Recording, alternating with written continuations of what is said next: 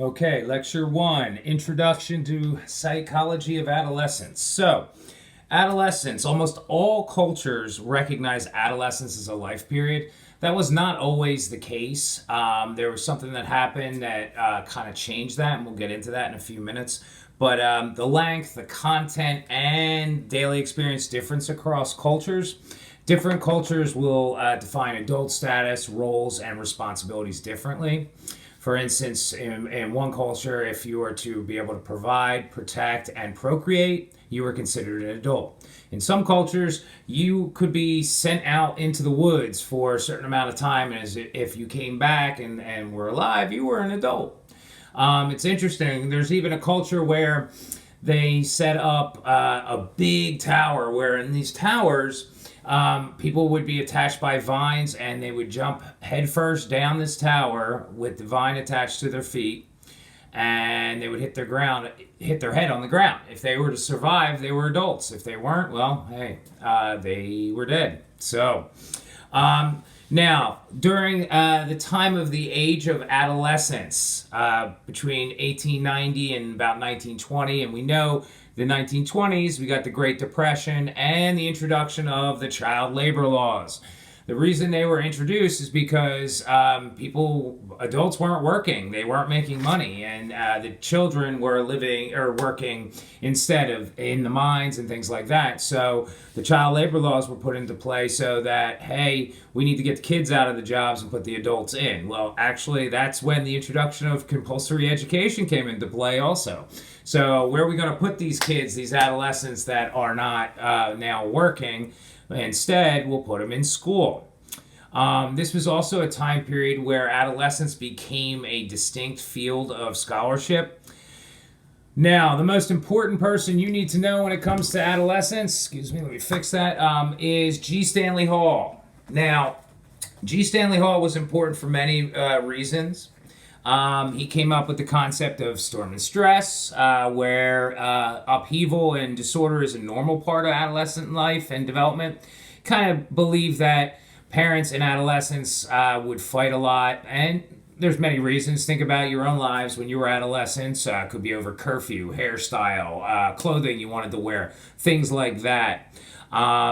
Also, the child study movement, where research to better the lives of the children and adolescents started to happen. So there was much more research being done during this time. And recapitulation, which is the development of an individual's reenacts evolution of the human species. So we know there is a debate going back to the idea of storm and stress, that adolescents and parents' relationships is a time of storm and stress. He did believe it, but more recent research shows that that's actually not the case. And in a lot of cases, the kids will report, or the adolescents will report, a positive relationship with their parents, not a negative. Now, from Hall's time to our time, from about 1900 to 1970, the initial age of monarchy had declined from ages 15 to 12 and a half years of age. We know that's the first onset of menstruation in girls when they hit puberty. It's the first sign of puberty, begins about 2 years. The first sign of puberty, actually, I should say, shows up about 2 years prior to monarchy. So, now, once we hit adolescence, we go through puberty, we are in emerging adulthood, and this is the age of identity exploration. Think about this as you were getting out of high school. You were exploring different avenues of what you wanted to do as you got older, meaning, am I going to go to college? Am I going to work? Things like that. It's also an age of instability, self-focus, feeling in between because you're no longer a kid or an adolescent, you're not really an adult yet, and an age of possibilities because, of course, this is when all those possibilities are coming around. For the record, I talk a lot with my hands, so I'm sorry if that becomes annoying, but I do. Now, an idea for you guys to think about, what marks the attainment of adulthood for yourself? Some people may say getting married. Some people may say getting your own place, things like that. But here's the interesting fact here. Adolescence can't be defined by an age anymore, or adulthood when you become an adult can't be really defined because people are staying home longer And I'm the first one to say that if your parents allow you to stay as long as you can. Hey, rent and mortgages and things like that stink. So you can stay home. I would do it. But think about it with yourself. What made you feel like an adult? Because really, being an adult means having adult responsibilities, paying your mortgage or rent, doing your own clothing, things like that. Having a vehicle and paying for it, things like that, where you're not getting the assistance from mom and dad, but you're doing it yourself. Now we're looking at more of adult responsibilities. Now, think about this. Do you feel like you're in adulthood at this point? Now, traditions to adulthood in American style. So, legally, you're an adult in the United States when you turn 18. Interesting, though, that you turn 18, you're considered an adult. You can die for your country in war if you join the service, but you're not legally allowed to drink yet. Now, one of the things in this semester you're going to learn that we're going to go over different cultures, and we are going to look at other cultures besides our own. And one of the things you need to understand is if you're from the United States, you live in what's called an individualistic culture. It's about me, what I get out of things like that. Just like you're in this class right now for yourself. Yes, other people will benefit, but in the long run, it's about you getting a higher degree, getting a better job, getting a better salary, things like that. And the fact is, that is about yourself. Now, a lot of the cultures we'll be talking about are considered collectivist cultures, where it's about the community, the town, the family, all that. That becomes first priority over thyself. In the United States, it's about the self. In a collectivist culture versus that individualistic culture you live in, it's about the family, the community, things like that, instead of the self. Now, one of the things that I normally would do is talk about the scientific method, and most of you, well, all of you, I hope, have taken basic psych because that is a prerequisite for this course. But I'm just going to go over a couple things in that, and then you guys can read on that in the text. Hypothesis is finding an answer to an important question that emerges from theory or previous research. One of the things, if you ever want to do investigation, is I'm published in test anxiety. And the belief that test anxiety decreases test scores. So the higher the test anxiety, the lower the test scores. It does affect how people test.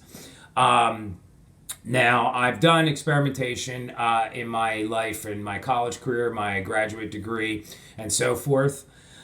So in turn, I do understand this concept, and it can be confusing, and I know that too. So we have hypothesis, we have theory, for instance.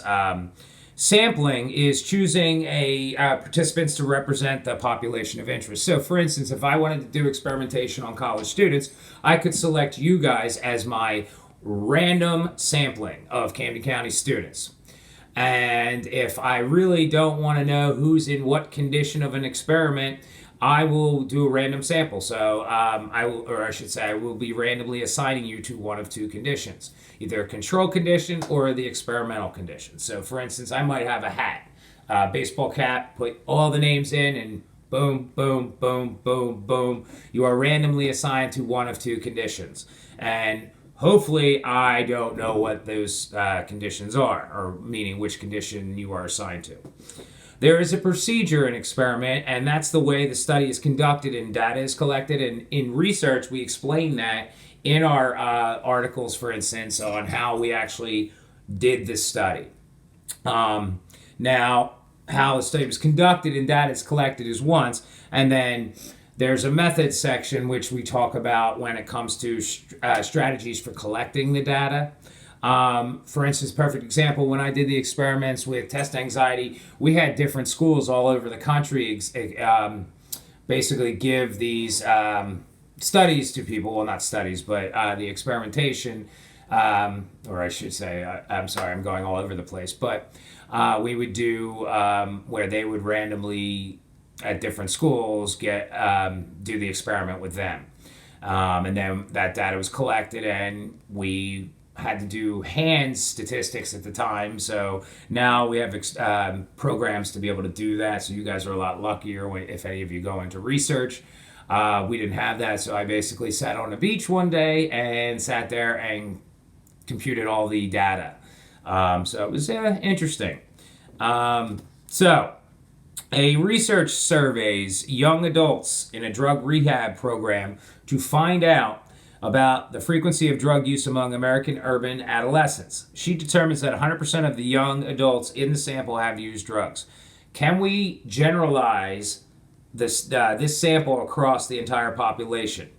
Well, if we do that, it's kind of like the concept of psychology versus sociology. Sociology, a lot of times, likes to group things together.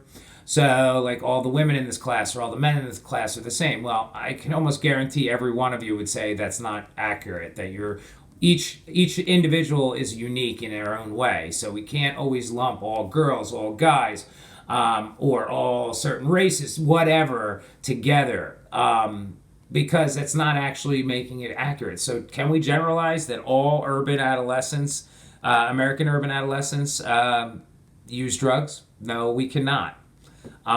So we need to understand we can't generalize all this. You also, when you're looking at research and in your extra credit assignments, you will be looking at research articles in some of the assignments. One of the things you need to also look at is to understand that how many experiments have been done on the same topic, whether there's one article versus 10. Let me give you an example. There was an experiment done in Jamaica where they tested babies born to mothers that smoked marijuana during their pregnancy. And what came out of that study is they saw a decrease in anxiety levels in the babies born to women that had used marijuana while pregnant. Well, there is one study that says that. At that point in time, that was the only experiment done, or the only study done. So, in turn, we can't generalize that that is actually accurate. Matter of fact, I wouldn't even look at one study to believe that that's the truth, or we think it's the truth. It's not. So more experiments would need to be done to provide that kind of result, meaning that it actually is seen as accurate. So at this point, one study is not enough. Okay, moving on. Now, when we do research, one of the things we need to do is get informed consent. Informed consent is basically where we need to do it ethically. So basically, with informed consent, we utilize the idea of explaining, at least in some part, the experiment. And the reason we have research issues and we utilize informed consent and things like that is if you go back in our history and psychology and how experiments were done, like for instance, the Milgram study is a perfect example where individuals were giving shocks to people. There was a lot of anxiety for the people that were involved in the study.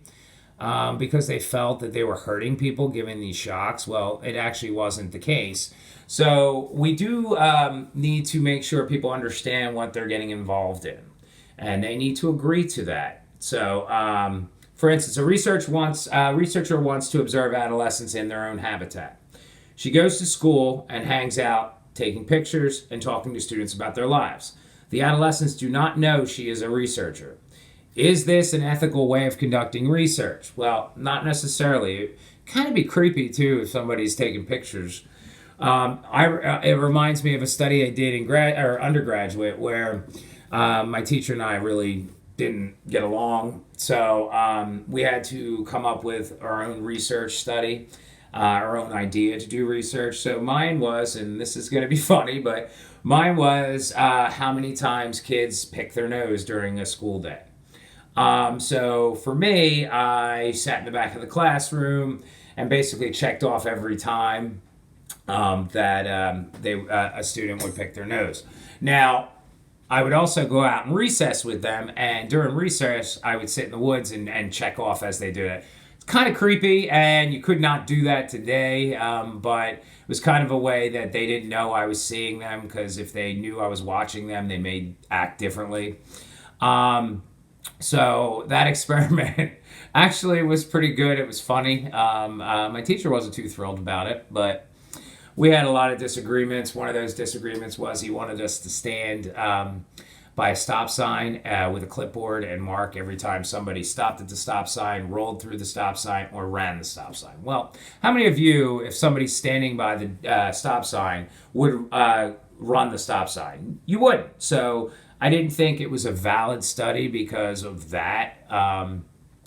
Now, speaking of validity, we need to talk reliability and validity. Reliability. So, when your scale is reliable, we need to know that it's measuring what it's supposed to measure. So, for instance, if I'm doing a study on suicidal ideations or suicidal thoughts, I need to make sure that I'm measuring suicidal thoughts and not, I don't know, depression levels. Okay? When it comes to validity, if I run a study and I prove my study, you could do exactly the same thing I did in my study and you should get the same results. That's showing that my study is valid. A lot of times people have done research and later on in life they find that somebody else tries to do it and it's not a valid study. So in turn, you need to be able to repeat the study and get the same results. I actually had a fellow graduate student that did a study for an entire year and had to scrap it at the end because they realized it did not produce the same results the second time around. So they had to go an extra whole year in graduate school just to get a new study done. So now, correlation versus causation. An example here is a study. Physical exercise was found to relate to happiness. The more people exercise, the happier they tended to be. Can we assert that exercise causes happiness? Well, not necessarily, and that's something we need to understand here. Just because there's a correlation doesn't mean there's causation. So what I mean by that is for instance, we do understand that in doing exercise can release serotonin. Serotonin in our brain is our mood chemical. It's the thing that kind of makes us happy, things like that. We do know that exercises increases release of serotonin while you're exercising. But does that mean just because I exercise that I'm going to be happy? No, it does not. So doesn't mean correlation, doesn't mean causation. So it doesn't mean exercise causes happiness, okay? Now, you'll see in your text Bronfenbrenner. Bronfenbrenner was important because his belief was that cultural beliefs and values are the basis for many of other conditions of children's development. The importance of historical change as influence on development. Children and adolescents are active participants in their development, not merely the passive recipients of external influences. So, for instance, they are actively making their lives. It's not like things just come to them and they deal with them. They are doing things to change their lives, whether it be I'm learning math, I'm learning new language, things like that. Now, in the text, we talk about different cultures. Let's go over some of the different cultures. So, sub-Saharan Africa, as the 21st century begins, is plagued by, or it began, I should say, it is plagued by numerous serious problems, including chronic poverty, war, and an epidemic of HIV and AIDS. And it's still a problem there. Africa has been described as a rich continent whose people are poor. Now, living standards in Africa declined over the past 50 years, and an increased number of young people live in poverty. A lot of times these children are children of parents that have passed away, whether due to war, whether it be due to HIV and AIDS. War is a very frequent part of lives for the Africans. Now, AIDS epidemic affects young people in three ways here. So you got many are forced into deeper poverty by their parents' death, like I said earlier. Young Africans will become AIDS victims themselves. It's definitely a possibility because of contraception use, money for that, for instance, things like that. And they may be required to assume leaderships of their families. So they might have younger siblings that they need to deal with or take care of. So we do see that also. Northern Africa and the Middle East. The Muslim religion is a predominant influence on all aspects of the cultural life. Three issues that face young people of this region in the 21st century. One, the strength of Islam. The strength varies from countries with strict adherences like Kuwait, is a perfect example, to countries with a semblance of democracy, like Morocco. The father's authority is number two. A father's authority in a family is to obey, unquestionable. You may have even heard in your family at one point or another, do as I say, not as I, or excuse me, do what I say, don't ask any questions. It's interesting. For a long time in American history, during wedding ceremonies, there was a term that only women had to say, obey. That has been taken out of those vows now, but it's interesting that even in our culture, that concept of women being subservient to men in some way just shows up in those vows. Obey. That's not the case anymore, and it's a sad commentary on our history. Now, the third, and we're still in North Africa and the Middle East, the third is position of women.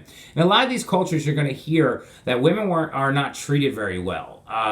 They may be treated as property or as less than, which is sad, but it is true of some of these cultures. So position of women, they have having a long tradition of keeping tight control over women's appearances and behaviors. In some of these cultures, women have to be totally covered. And now, as time has gone by, and a word you're going to hear a lot this semester is globalization. As globalization continues to increase all over the world, you're seeing women fight for more rights in some of these countries.